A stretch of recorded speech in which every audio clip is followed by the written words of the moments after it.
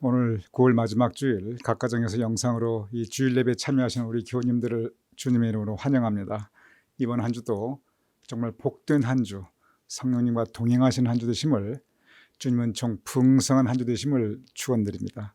우리 다 같이 마음 모두 묵도하심으로써 9월 마지막 주일 대예배 하나님께 함께 올려드리겠습니다.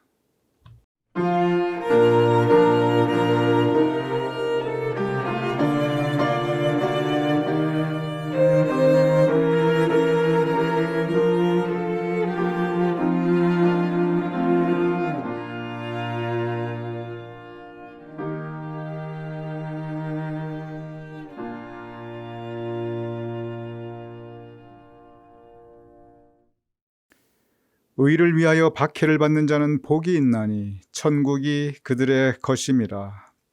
아버지 하나님, 우리로 하여금 의롭게 살아가게 하여 주시옵소서. 하나님 믿고 말씀 순종하게 하여 주시옵소서. 하나님께서 우리를 의롭다 하신 바, 우리가 오늘 함께 하나님께 예배 올려드리옵나이다. 이 예배를 통하여 하나님 영광 받아 주시옵시며 우리 하나님의 백성들 은혜로 가득히 채워주시옵소서. 이 예배를 온전히 주님께 의탁하오며 예수님의 이름으로 기도드렸사옵나이다. 아멘. 우리 다 같이 찬송가 31장 함께 찬양하여 올리겠습니다.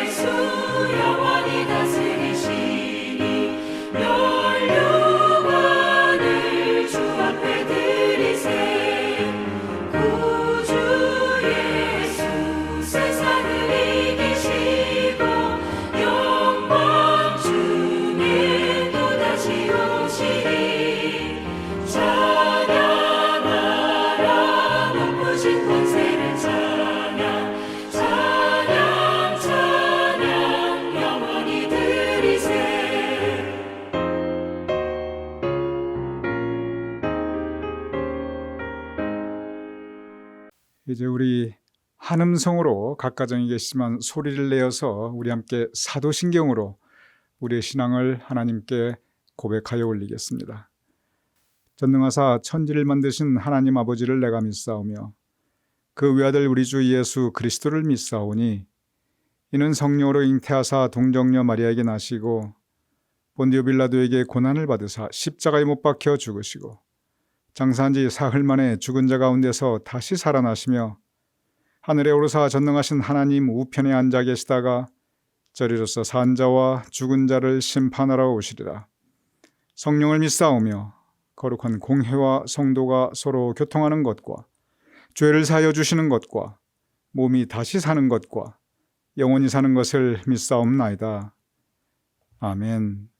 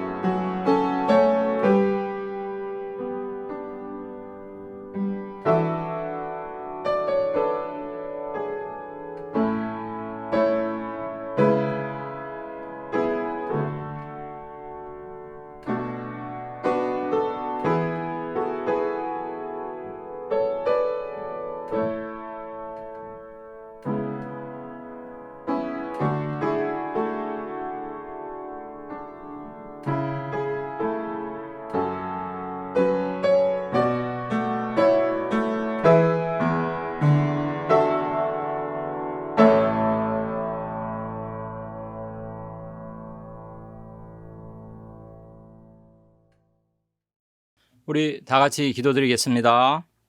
하나님 아버지, 오늘 우리가 주일 예배를 드릴 수 있게 해주시니 참 감사합니다. 이 시간 우리의 마음과 정성을 다하여 하나님 앞에 신령과 진리로 예배드리기를 소원합니다. 성령 하나님께서 이 시간 임재해 주셔서 우리의 예배가 하나님 받으시기에 합당하게 하옵소서. 마음의 감사와 입술의 찬양, 말씀과 기도가 충만한 시간이 되기를 소원합니다. 지난 한 주간에도 저희들을 보살펴 주시고 변함없는 하나님의 사랑으로 지켜주셔서 감사드립니다.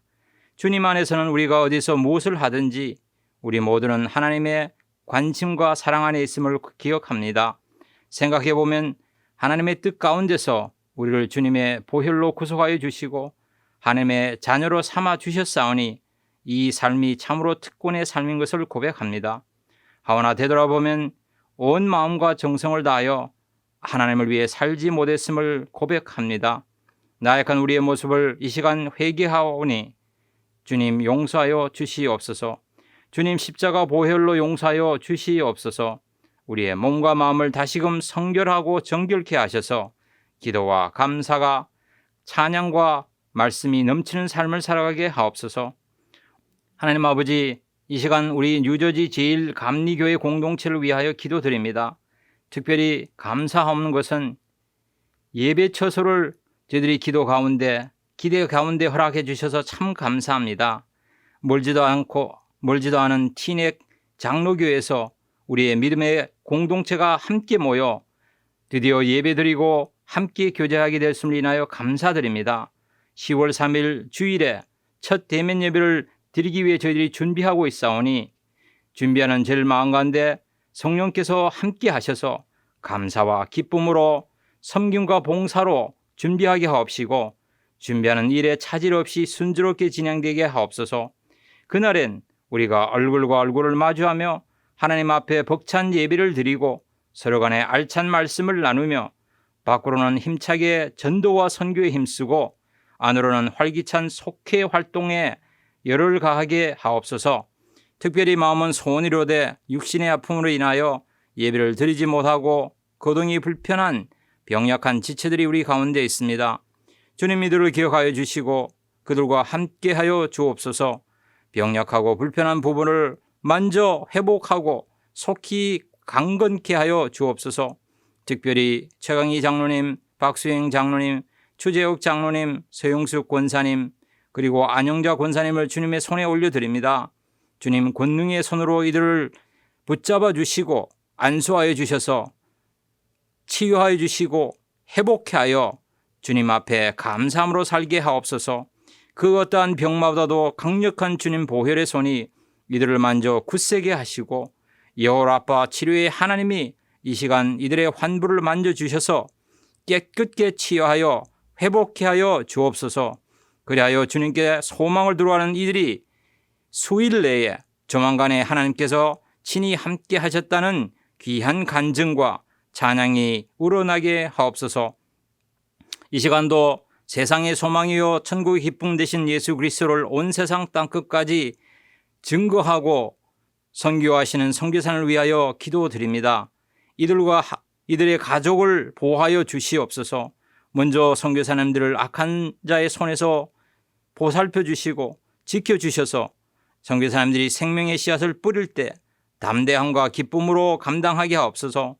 이들을 통하여 주의 나라가 오늘도 더욱 힘있게 확장되게 하시고 주님 오심이 재촉될 수 있게 하옵소서. 오늘 제단에 세우신 주의 종 최성남 목사님을 장중에 붙드셔서 주의 말씀을 하늘의 지혜로 능히 풀어 전하게 하옵소서. 성령 하나님께서 함께해 주셔서 오늘 의를 위하여 박해받는 사람이라는 제목으로 하나님의 말씀을 나눠주실 때 말씀의 은혜가 우리 모두에게 가득가득하게 하옵소서. 우리 가슴 속에 가득가득 채워지게 하옵소서. 하나님의 능력의 말씀이 우리들의 심령과 골수를 깨고 굳어있는 우리의 삶을 말씀에 따라 복음에 따라 생동감 있게 넘치게 변화되게 하여 주옵소서. 이제 우리 모두는 이 말씀 앞에 아멘으로 화답하고 결단하여 오로지 하나님의 영광을 위하여 사는 삶을 살게 하옵소서. 믿고 구하올 때 예수 그리스도 이름으로 간절히 기도드립니다. 아멘.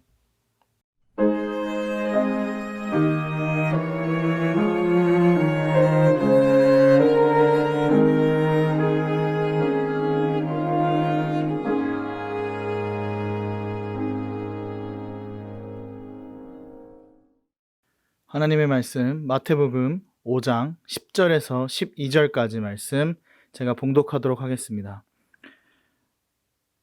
의를 위하여 박해를 받는 자는 복이 있나니 천국이 그들의 것임이라. 나로 말미암아 너희를 욕하고 박해하고 거짓으로 너희를 거슬러 모든 악한 말을 할 때에는 너희에게 복이 있나니 기뻐하고 즐거워하라. 하늘에서 너희의 상이 큼이라. 너희 전에 있던 선지자들도 이같이 박해하였느니라. 이것은 살아계신 하나님의 말씀입니다. 아멘.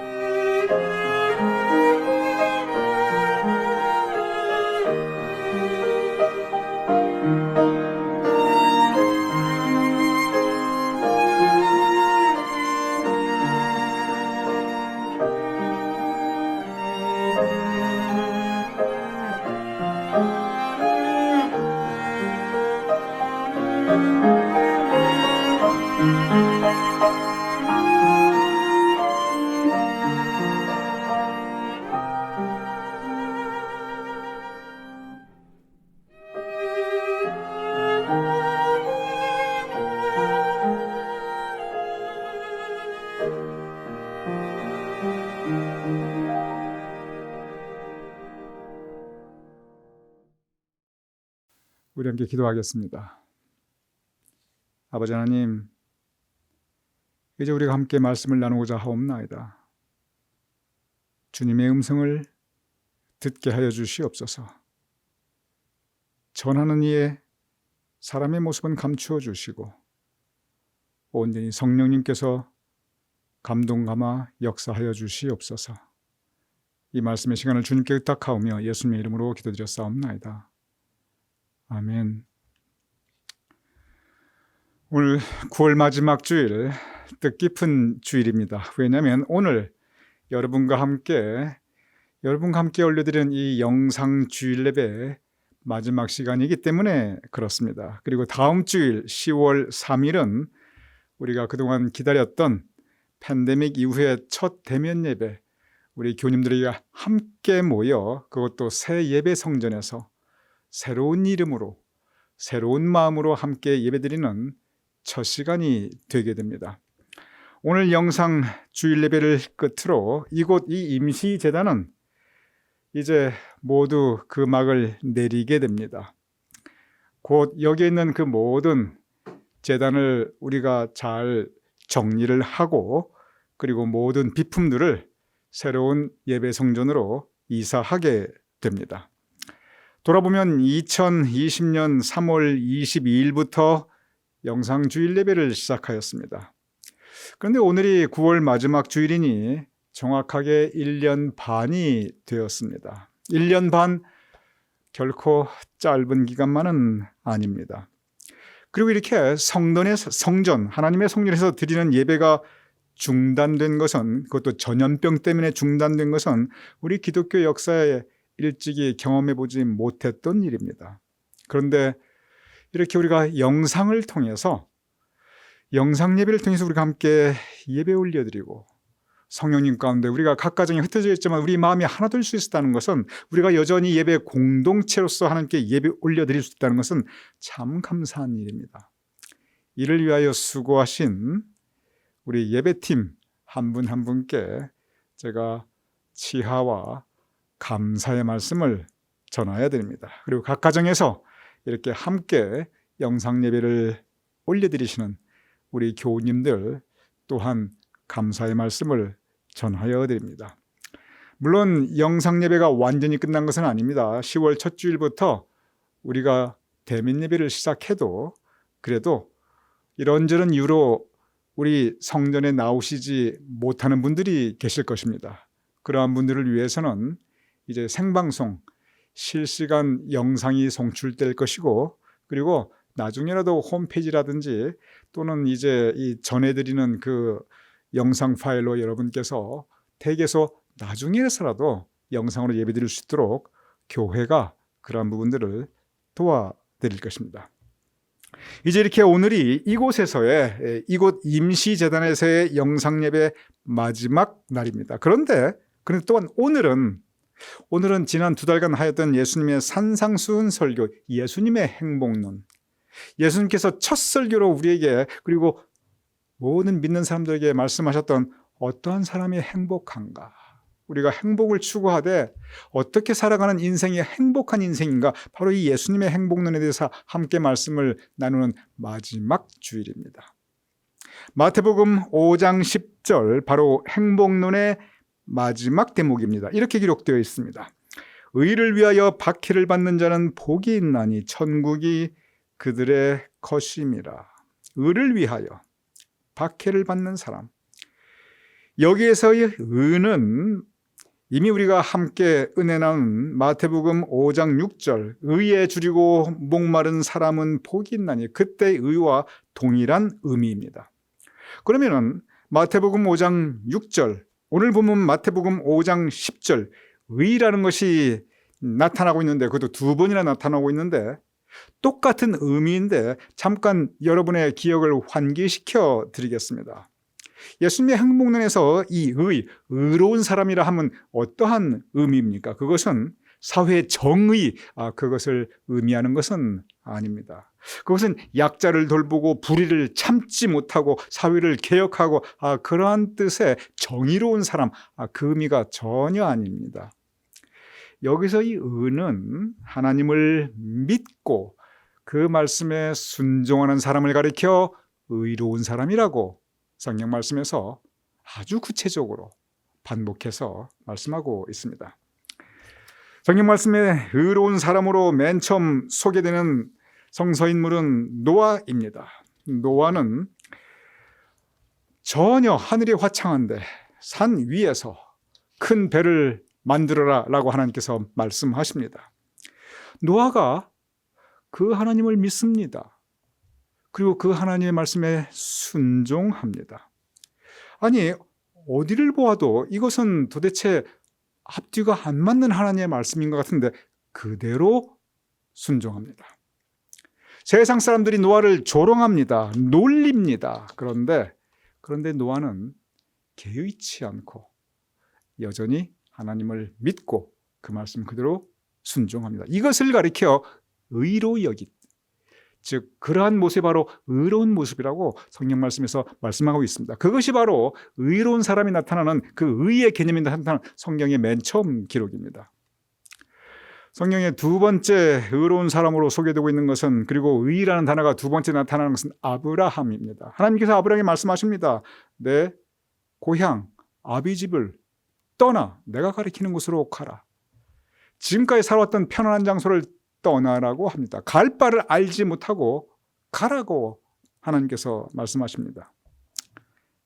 아브라함이 그 말씀에 그대로 순종합니다. 앞으로 어떻게 될지도 모르는데 하나님의 말씀이 또다시 임합니다. 내 아들 나에게 바쳐라. 그때 당시 아브라함의 아들은 적어도 아브라함에게 있어서 가장 소중한 삶의 의미였습니다. 그런데 지금 내 인생에서 제일 소중한 걸 바쳐라?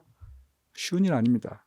그런데 아브라함이 그 하나님 믿고 그 말씀 그대로 순종합니다. 이것을 성서에서는 하나님께서 의로 여겼나니 라고 말씀하고 있습니다. 즉 의로운 사람이라는 것은 하나님을 믿고 그 말씀에 순종하는 사람입니다.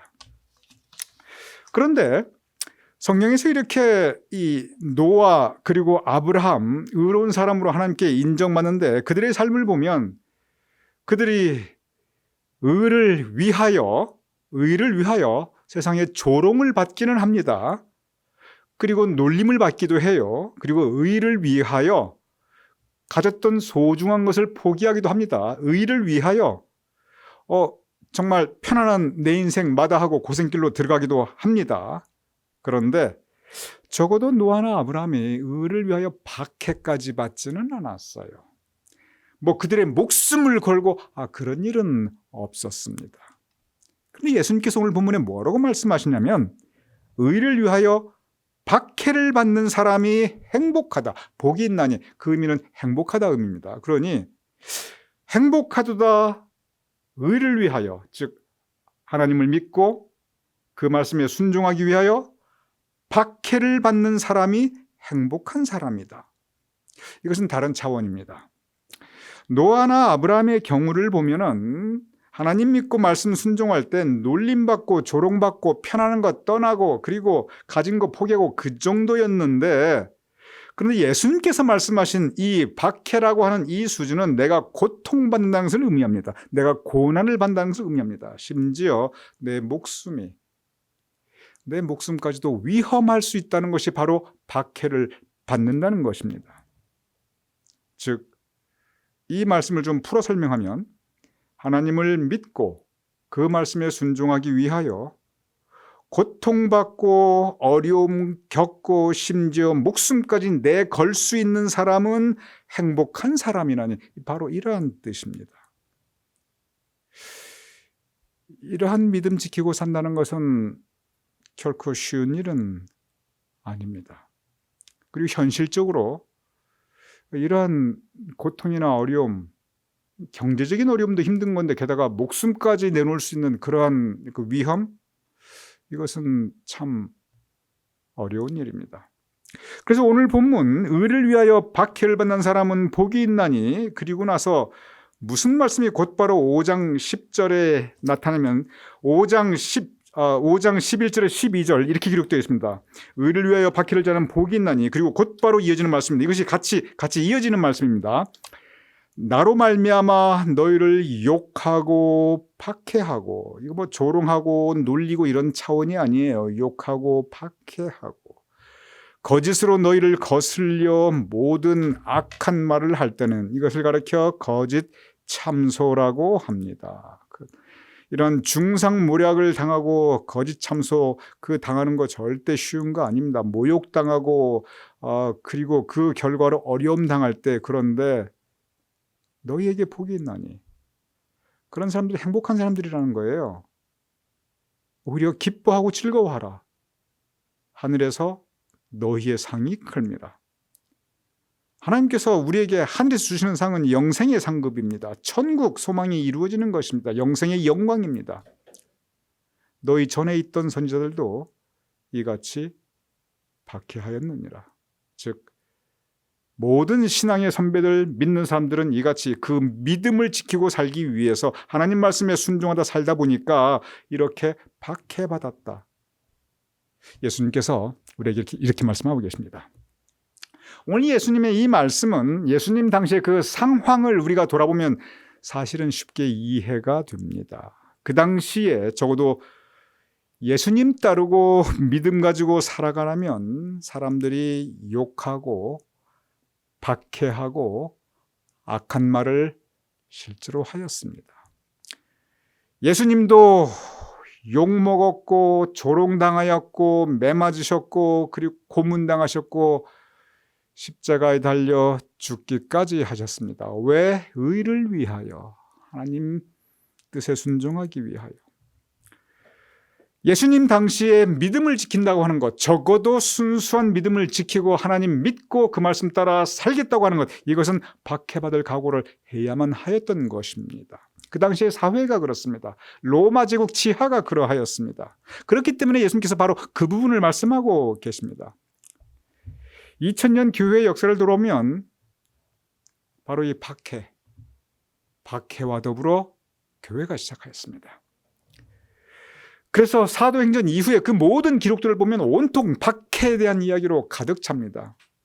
의를 위하여 박해받는 사람들의 이야기가 온통 가득한 것이 바로 이 사도행전 이후에 그 모든, 물론 복음서도 마찬가지입니다. 예수님께서도 박해받으셨습니다. 즉 신앙의 역사 자체가, 이 교회의 역사 자체가 바로 이 박해, 의를 위하여 박해를 받는 사람들, 바로 이렇게 시작하였습니다. 성경에서 그 모든 박해 가운데 가장 많은 박해를 받았던 대표적인 분이 계십니다. 그는 믿음을 지키기 위해서 평생 박해받았고, 그리고 바로 그 믿음을 지키기 위해서 목숨 바쳐 순교하였습니다. 바로 사도 바울입니다. 사도 바울은 고린도 후서 11장 23절에서 27절 자신의 이야기, 자신의 삶의 이야기를 이렇게 간증하고 있습니다.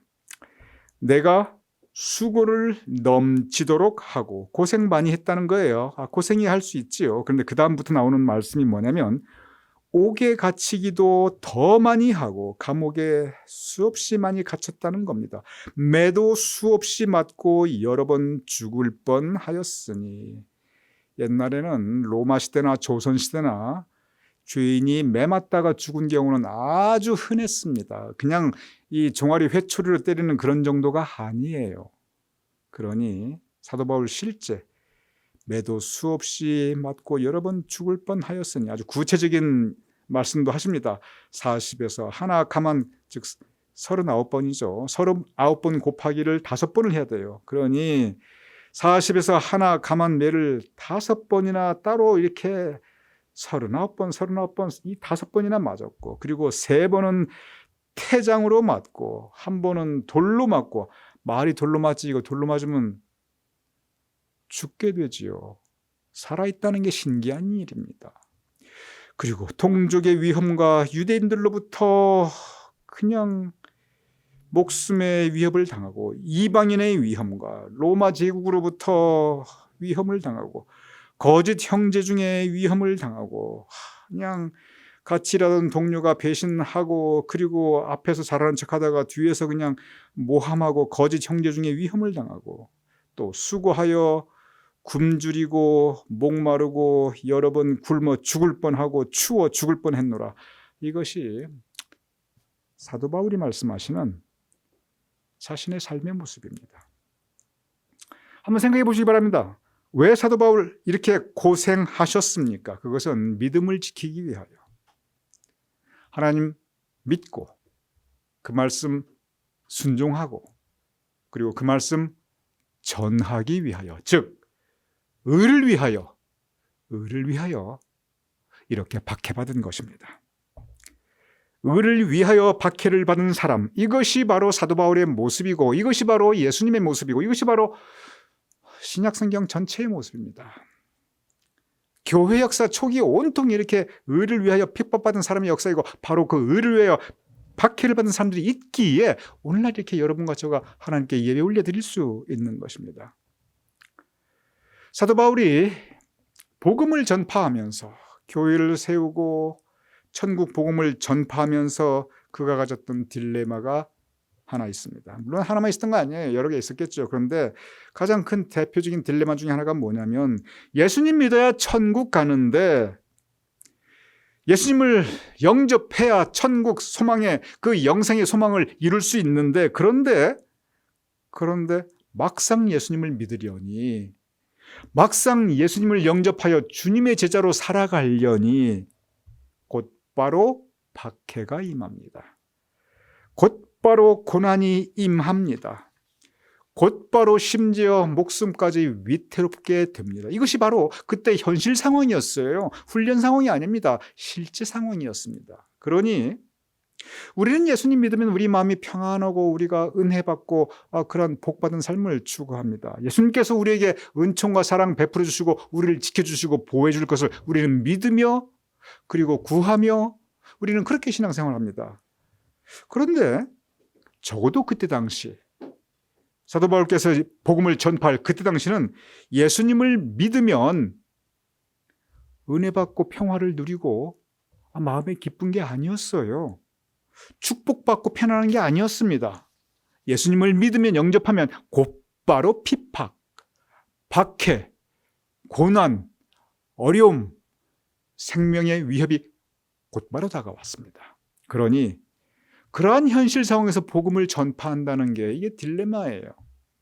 왜냐하면 영생을, 그 구원의 소망을 전하는데, 그런데 그것을 받아들이면 이 세상에서 박해를 받기 때문에 그렇습니다.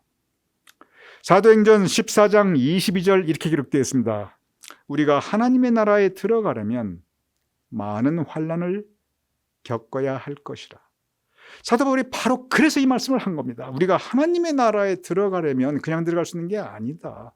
이 땅에서, 세상에서 많은 환난, 즉 박해를 받아야만 우리가 하나님의 나라 천국에 갈 수 있다. 즉 의를 위하여 박해를 받는 자 복이 있나니 천국이 그들의 것입니다. 이 땅에서 영광받고 천국에서 영광받으면 좋겠는데, 그런데 이 땅에서 박해받고 그 박해와 모진 핍박을 견디는 사람만이 천국에 갈 수 있으니 그 상황에서 복음 전하는 것이 얼마나 어려웠겠습니까? 그리고 그 상황에서 예수님 믿고 영접하는 것은 얼마나 더 어려웠겠습니까? 이것이 바로 그 당시의 상황입니다. 이것이 바로 신약 성서의 배경입니다. 그리고 이것이 바로 기독교의 역사입니다. 사도 바울이 가장 마지막에 쓴 책은 디모데 후서입니다. 그는 죽음을 앞두고 그의 죽음을 이미 예지하면서 이 디모데 후서를 쓰고 있습니다. 그래서 디모데 후서 전체가 사도 바울의 유언이라고 해도 과언이 아니에요. 디모데 후서 3장 12절 이렇게 기록되어 있습니다. 무릇 그리스도 예수 안에서 경건하게 살고자 하는 자는, 즉 의롭게 살고자 하는 자는 박해를 받으리라. 박해를 받으리라. 예수님 믿고 영접하고 주님의 제자로 살아간다는 그러한 사람들은 곧바로 박해를 받는다는 것입니다. 사도 바울은 그의 서신을 보면은, 신약 성경의 바울 서신서를 보면 계속 이 고난받는 교인들을 위로합니다. 박해받는 교인들을 위로합니다. 그리고 격려합니다. 오늘도 그 말씀입니다. 무릇 그리스도 예수 안에서 경건하게 살고자 하는 자는 박해를 받으리라. 하나님 나라에 들어가면 많은 환난이 있으니 우리 견디자. 하나님께서 우리를 영접하여 주실 것이고 우리가 이것을 거쳐야 하나님의 나라에 들어가려면 많은 환난을 겪어야 할 것이라. 오늘 본문 마태복음 5장 10절 바로 이 말씀, 의를 위하여 박해를 받는 자는 복이 있나니 천국이 그들의 것임이라. 바로 이런 상황에서 예수님께서 이 말씀을 제자들에게, 그 당시 믿는 사람들에게 주셨던 것입니다. 그 후로 2000년이 지났습니다. 그리고 우리는 지금 미국에서 살고 있습니다. 그리고 우리는 한국을 떠나온 이민자들입니다. 그런데 적어도 이 땅 미국에서는 더 이상 의를 위하여 박해를 받을 일이 없어요. 저도 한국 땅에서도 지금은 의를 위하여 박해받을 일이 전혀 없습니다. 예수님 영접하고 예수님 믿겠다고 해서 누가 놀리고 조롱할 수는 혹시 있어요. 미국이나 한국이나. 그런데 이렇게 예수님 당시에, 사도 바울 당시에 이렇게 하나님 나라에 들어가려면 많은 환난을 겪어야 할 것이라. 무릇 그리스도 예수 안에서 경건하게 살고자 하는 자는 박해를 받으리라. 이제 이 말씀이 적어도 한국이나 미국에는 이제는 이 달라진 그러한 상황에서 우리가 살아가고 있습니다. 물론 지금도 중동 국가들의 대부분, 그리고 아프리카의 일부에서는 실제로 이 의를 위하여 예수님을 믿고 그 말씀 따라 살려고 하면 이 박해가 곧바로 오는 바로 환경이 있는 것은 사실입니다. 하지만 적어도 많은 다수의 이 민주국가들에서는 믿는다고 박해를 받는 일은 이제는 더 이상 없습니다. 왜냐하면 헌법에서도 이 신앙의 자유가 보장되어 있기 때문에 그렇습니다. 그러면 이렇게 2000년이 흘러서 세상이 달라졌고, 그리고 우리가 살아가는 땅이 예전에는 한국에 살았고 우리는 미국이고 그렇기 때문에 이제 오늘날 우리에게 이 말씀은 전혀 의미가 없는 것인가? 그렇지는 않습니다. 오늘날에는 이 박해가 어디서 오냐면은 이제 더 이상 의를 위하여 이 박해가 세상 바깥에서 이렇게 많이 오진 않아요. 근데 이 박해가 어디에서 오냐면은 요즘은 교회 안에서 믿는 사람들끼리 여기에서 서로 박해하는 그러한 모습이 많이 벌어지고 있습니다. 요한복음 16장 2절 3절 이렇게 기록되어 있습니다. 여러분 이 부분을 잘 생각하면서 제가 읽을 때 한번 잘 묵상해 보시기 바랍니다. 때가 이르면 무릇 너희를 죽이는 자가, 여기서 너희는 예수님을 영접하는 여러분과 저와 같은 믿는 사람들입니다. 적어도 기독교 역사, 교회 역사에 있어서 우리 그리스도인, 우리 믿는 사람들입니다. 적어도 의롭다함을 인정받은 사람들입니다. 그런데 너희를, 의롭게 살려고 하는 우리를, 너희를 죽이는 자가 생각하기를 박해하는 사람이 있다는 거예요. 근데 이것이 하나님을 섬기는 일이라 하리라. 이 부분을 잘 생각해 보시기 바랍니다. 믿는 사람을 박해합니다. 그런데 안 믿는 사람이 박해하는 게 아니에요. 믿는 사람이 믿는 사람을 죽이고 박해하면서 뭐라고 생각하냐면 이것이, 즉 저 사람을 이렇게 공격하고 저 사람과 이렇게 싸우고 저 사람을 죽이는 것이, 이것이 바로 하나님을 섬기는 일이라. 즉 여기는 믿는 사람이 믿는 사람을 공격하고 박해하고 죽이고 있습니다. 그런데 무슨 생각을 하면서 죽이냐면 이렇게 해야 하나님이 기뻐하시겠지. 이렇게 하는 것이 하나님을 섬기는 일이다. 이렇게 하는 것이 하나님의 뜻이다. 이렇게 생각하면서 그 일을 한다는 거예요. 예수님께서 하신 말씀입니다. 그러면서 예수님께서 무슨 말씀하시냐면 그들은, 이렇게 믿는 사람이 믿는 사람을 박해하는 사람들은 이런 일을 할 것은 아버지와 나를 알지 못함이라. 신앙을 가진다, 믿노라 하면서 전혀 믿음 있는 사람이 아니라고 하는 뜻입니다. 이 요한복음 16장 2장 3절 우리가 깊이 생각해 보아야 합니다. 믿는 사람이 믿는 사람을 박해하고 어렵게 하고 죽이는, 물론 요즘 같은 경우는 생명까지는 아니겠지만 사회적으로 막 이렇게 그런 사람들이 생각하기에 이것이 하나님을 섬기는 일이라? 근데 그런 사람들은 아버지와 나를 알지 못합니다.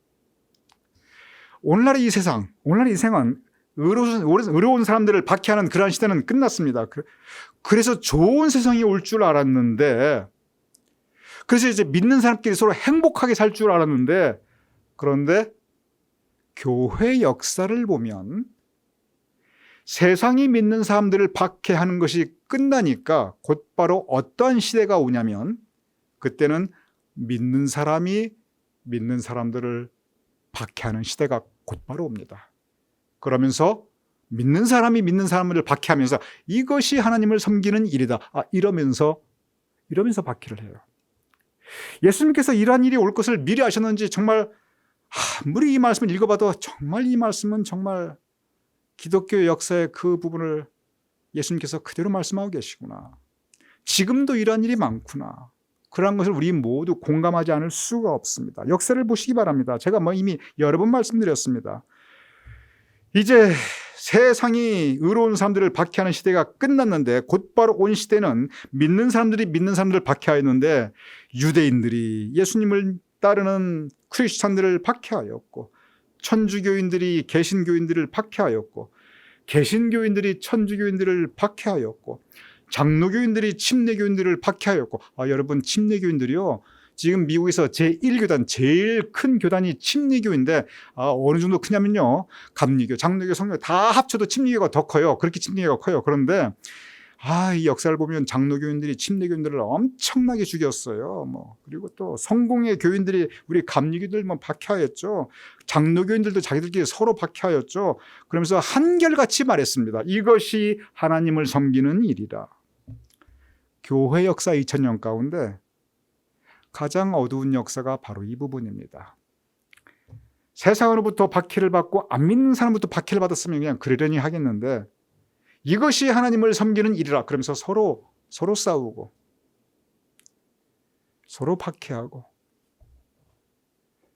그리고 서로 죽였습니다. 이러한 모습, 이제 예전의 역사처럼 그렇게 극단적이지는 않은데 지금도 사실은 아주 많습니다. 이러한 일들이. 그리고 이러한 부분들을 우리가 쉽게 경험합니다. 이민교회도 그렇고요. 그럼 우리 이민교회만 그러냐? 그렇지 않아요. 한국인은 한국교회도 그렇고요. 그리고 여러분들 잘 몰라서 그렇죠. 미국 교회들도 특별히 이렇게 성격이 센 그런 민족들이 있거든요. 이민자 교회들. 거기도 많이 싸워요. 우리가 소속해 있는 기독교 대한감리회 온통 목사끼리 감독끼리 서로 싸우고 소송하고 이런 일이 그냥 가득해요. 교회 안에서도 이렇게 크고 작은 다툼들이 있습니다. 박해는 이제 교회 안에서 믿는 사람들끼리 그렇게 이루어지고 있습니다. 로마서 13장 10절 이렇게 기록되어 있습니다. 사랑은 이웃에게 악을 행하지 아니하나니 그러므로 사랑은 율법의 완성이니라. 이렇게 크고 작은 다툼들을 교회 안에서 보면서, 이 세상 안에서 서로 믿는 사람들끼리의 분쟁을 보면서 우리가 유념해야 될, 그리고 우리가 함께 묵상해야 될 말씀 중에 하나는 바로 이 로마서 13장 10절. 사랑은 이웃에게 악을 행하지 아니하나니, 이웃에게도 악을 행하지 아니하는데 서로 믿는 사람끼리 악을 행하지 안 됩니다. 왜냐하면 그러므로 사랑은 이웃에게 악을 행하지 않는 것이 율법의 완성이니라. 무슨 뜻입니까? 선은 행하지 못할지라도 악하게 서로 대하지 말자, 그 뜻입니다. 우리 골로새서 3장 23절 다 같이 읽어보겠습니다. 시작. 무슨 일을 하든지 마음을 다하여 주께 하듯 하고 사람에게 하듯 하지 말라. 무슨 일을 하든지 마음을 다하여 주께 하듯 하고 사람에게 하듯 하지 말라. 오늘 이 시대에 우리 믿는 사람들이 우리가 유념해야 될 우리 신앙의 자세 중에 하나는 바로 이 부분입니다. 특별히 우리가 서로 교회 안에서, 이 기독교 역사상 중세만 그런 게 아니에요. 지금도 그렇고 이 교회 안에서 교인들끼리도 그렇습니다. 그럴 때 우리가 영적으로 각성해야 될 그 말씀은 무슨 일을 하든지 마음을 다하여 죽게 하듯 우리가 서로 예수님 대하듯이 하라는 겁니다. 지금 예수님께서 오셨으면 우리 마음이 얼마나 기쁘고 반갑겠습니까? 우리가 얼마나 정성스럽게 그분을 우리가 모시고 정말 최선을 다하겠습니까? 그렇게 서로 대하고 사람에게 하지 말라. 이제 우리가 대면 예배를 올려드릴 것입니다. 이제는 얼굴과 얼굴을 마주할 것입니다. 이때 우리가 해야 할 일이 있습니다. 그것은 서로 죽게 하듯 하고 서로 주님을 대하듯이 우리가 서로 귀히 여기며 서로 기뻐하며 서로 존중하며 그리고 서로 사랑해야 합니다. 만약에 우리 믿는 사람들이 이 골로새서 3장 23절을 우리가 제대로 우리 마음속에 각인하고 있었으면 우리 기독교의 역사가 달라졌을 것입니다. 기독교의 역사를 돌아보며 그리고 오늘 이 말씀 의를 위하여 박해를 받는 자가 복이 있나니 천국이 그들의 것입니다. 우리 천국 백성으로서 이제는 우리가 서로 우리 교인들만을 말씀하는 게 절대 아닙니다. 전체 모든 믿는 사람들, 우리가 세상에 나가서 우리가 살아야 될 우리의 삶의 자세는 서로 죽게 하듯 하고 사람에게 하듯 하지 않는 이러한 우리의 모습, 바로 이것이 이 시대에 우리 믿는 사람들이 세상을 살아나가는 행복을 이루어나가는 그런 모습 중에 하나입니다.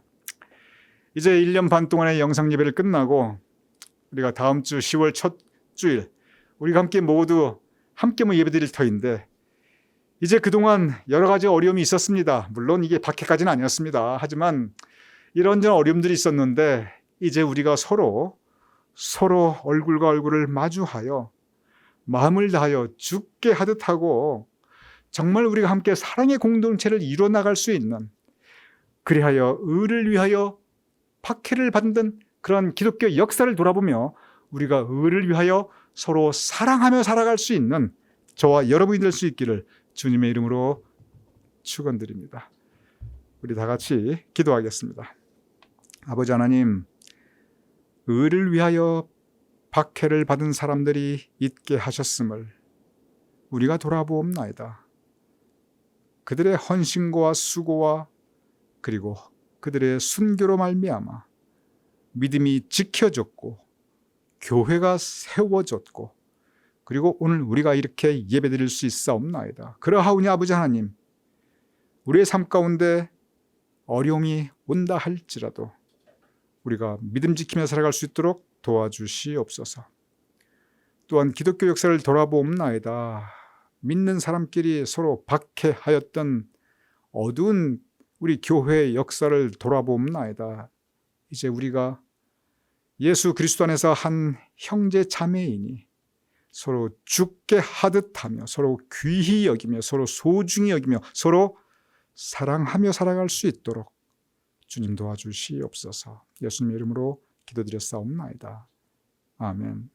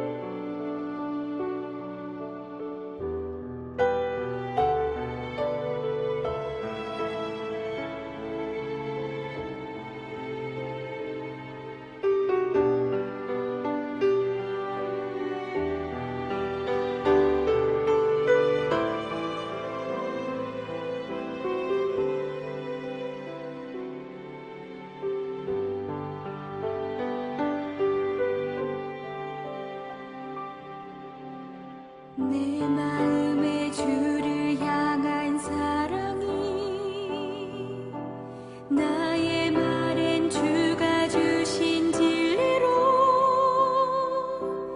나의 눈에 주의 눈물 채워주소서.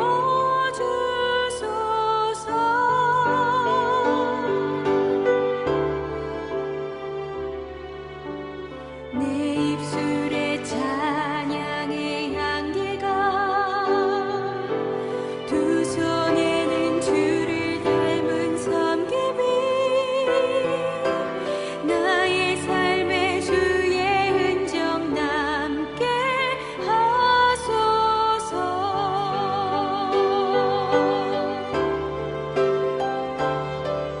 하나님의 사랑이 영원히 함께하리. 십자가의 길을 걷는 자에게 순교자의 삶을 사는 이에게 조롱하는 소리와 세상 유혹 속에도 주의 순결한 신부가 되리라. 내 생명 주님께 드리리.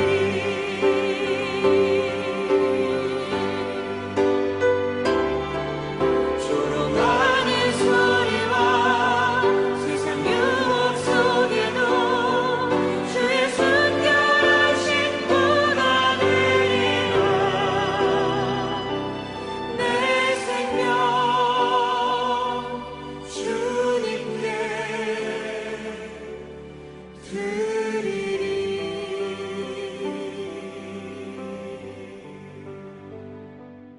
이 시간 우리 교님들께 교회 소식 전하여 드리겠습니다.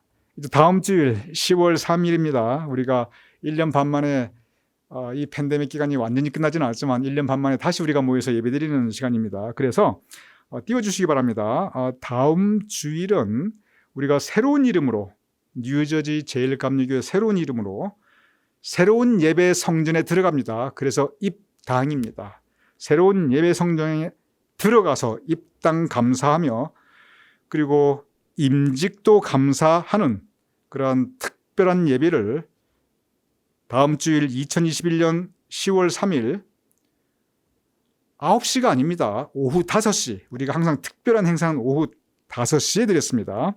그래서 그동안 우리가 함께했던 이 지역의 KMC 목사님들과 더불어서 오후 5시에 특별한 예배를 올려드릴 것입니다. 그리고 이 입당 및 임직 감사 예배 바로 직후에 감사 만찬 우리가 함께 나누게 될 것입니다. 이제 입당은 새로운 성전에 들어가니 입당이고 임직은 띄워주시기 바랍니다. 2020년 취임자분이 장로님 2분, 지풍조 장로님, 이종근 장로님, 권사님 3분, 이종옥 권사님, 심상훈 권사님, 박예수도 권사님, 그리고 집사님 1분, 박종구 집사님이십니다. 모두 2020년 취임 선서도 다 하셨고 이미 다 끝났어요. 그래서 취임식이 아니고 임직을 감사하는, 우리가 한 가지 딱 못한 것이 증패를 못 드렸거든요. 그래서 장로 증패, 권사 증패, 집사 증패를 증정하는, 그리하며 우리가 함께 임직을 감사하는 그러한 시간을 가질 것입니다. 그래서 다음 주일 10월 3일 오후 5시에 새 성전으로 꼭 우리 모두 건강히 허락하시는, 그리고 여러분 지금 팬데믹 바이러스가 완전히 끝나지 않는 거 우리 교회 잘 알고 있습니다. 그래서 아주 철저하게 우리가 준비할 것입니다. 할 수 있는 한 정말 깨끗하게 테이블 같은 거 다 한번 소독할 거고요. 그리고 우리가 발열 체크도 다 할 거고요. 그리고 예배 우리 본당이 넓기 때문에 띄엄띄엄 않도록 우리가 자리 배치도 할 것이고요. 친교 만찬도 우리가 이렇게 다 이렇게 모여서 하지 않을 테니까 여러분 그런 면에서도 교회가 최선을 다해서 신경을 쓰도록 하겠습니다. 그래서 이러한 저런 이 이야기들을 여러분께 또 이 입당 및 임직 감사회뿐만 아니라 다른 또 광고 소식 전해드릴 부분이 있습니다. 그래서 오는 내일 모레 화요일 날 영상 묵상 시간에 다시 교회 소식으로 여러분께 소상한 말씀을 전해 올리도록 하겠습니다. 영상 묵상도 이제 이번 주로 마지막 그 시간을 가지게 됩니다.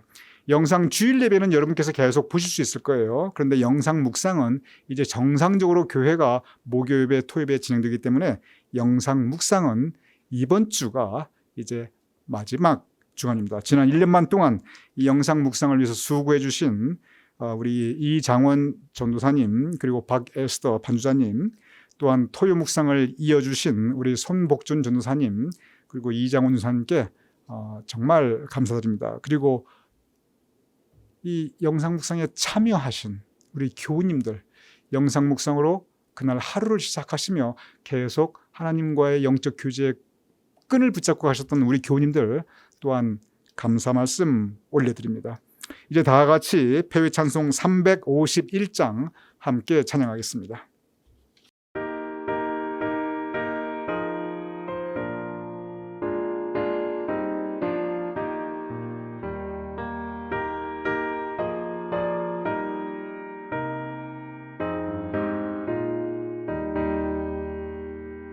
믿는 사람들은 주의 군사니 앞서가신 주를 따라갑시다.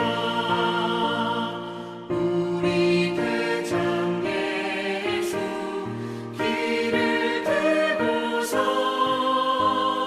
적잖아는 곳에 가신 것 보라. 믿는 사람들은 주의 군사니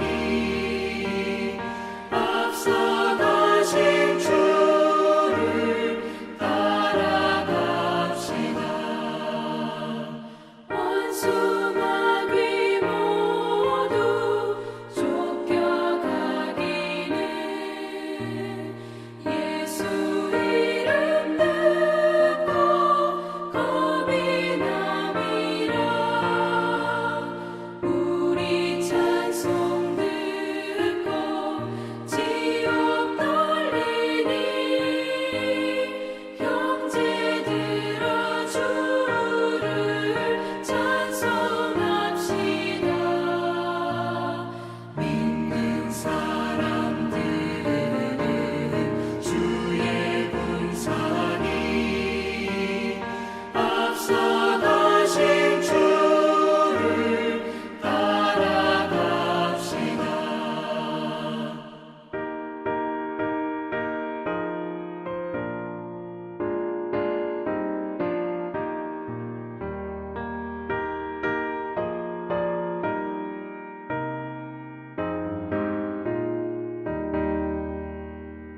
세상 나라들은 멸망당하나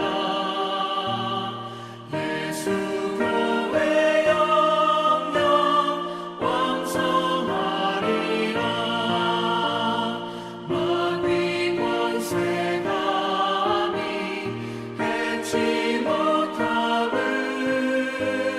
주가 모든 교회 지키시리라.